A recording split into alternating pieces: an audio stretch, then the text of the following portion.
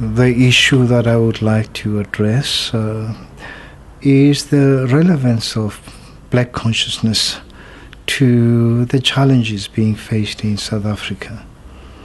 Currently, I am aware of the fact that there have been all sorts of interpretations as to what black consciousness means, and with some people stressing that black consciousness is closer to socialism than to any other ideology.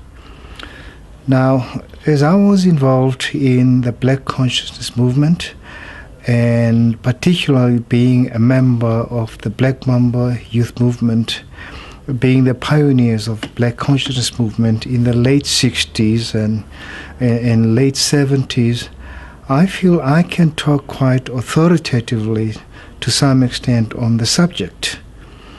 What I have to say is that at the time that black consciousness was riding the crest of the wave, we never really discussed in depth as to whether there was a relationship between black consciousness as an ideology and socialism or capitalism whatsoever.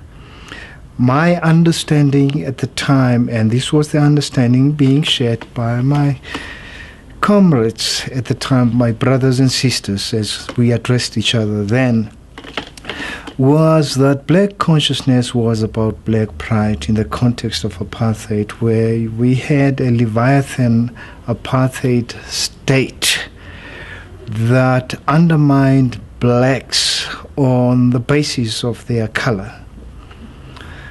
And so black consciousness and black pride meant that we were striving for a situation where blacks would be allowed to compete alongside their fellow South Africans in whatever sphere of human endeavor, be it in education, be it in the work environment, that we clamored for a situation where blacks would not be prejudiced by state-imposed racially discriminatory policies, that they would be allowed to compete. And so, for example, we looked at other countries like in the US, where at around the same time we saw the organizations like the Black Panthers and other black political activists in those countries emphasizing these very same aspects of black pride and black competitiveness, and that black people should be treated as equal to everybody else.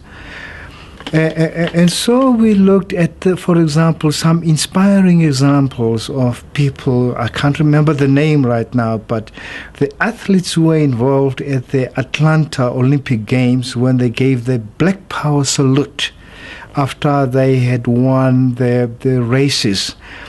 And for us, that was really an expression of what we stood for. It encapsulated our philosophy around black consciousness.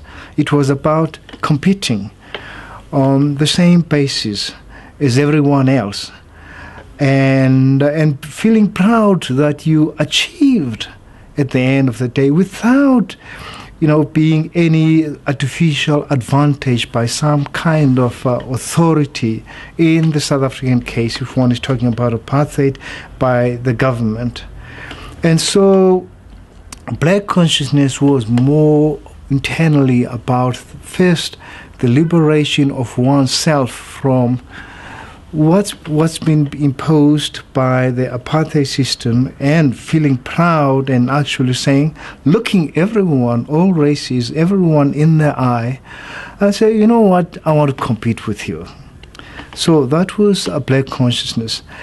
Now, some of the people that I may mention, for example, that were not necessarily officially or formally involved in the black consciousness movement, but who, in terms of what they were doing and the views that they were espousing, they were more compatible with black consciousness. I'll mention my grandmother, for example, who used to operate a small grocery shop. She always used to say that if the apartheid government just simply allowed black people to do their own thing, to embark on their own socio-economic or business enterprises without interference by the government, that they would feel that they could compete quite fairly with everyone, including the whites. And that's all that she said she wanted the government to do. Now, when we were talking about, when we went about our work advocating the black consciousness, philosophy to everyone and persuading everyone to understand that it was of crucial importance for the ultimate liberation of black people, we felt very strongly, and we did not at any stage entertain the idea of a paternalistic booty government that was going to favor blacks over other races.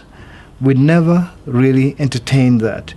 And I do recall that we never had the idea that come liberation time, that with the blacks, by virtue of their numbers, constituting the greater part of the government, that policies would be enacted that would just, on a racial basis, favor blacks over other races. We did not entertain that.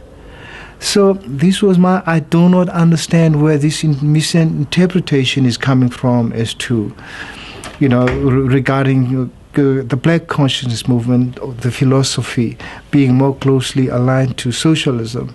It was more compatible with the general ideas and philosophies around liberty, around freedom. Those were the values that were emphasized in the context of the black consciousness activism.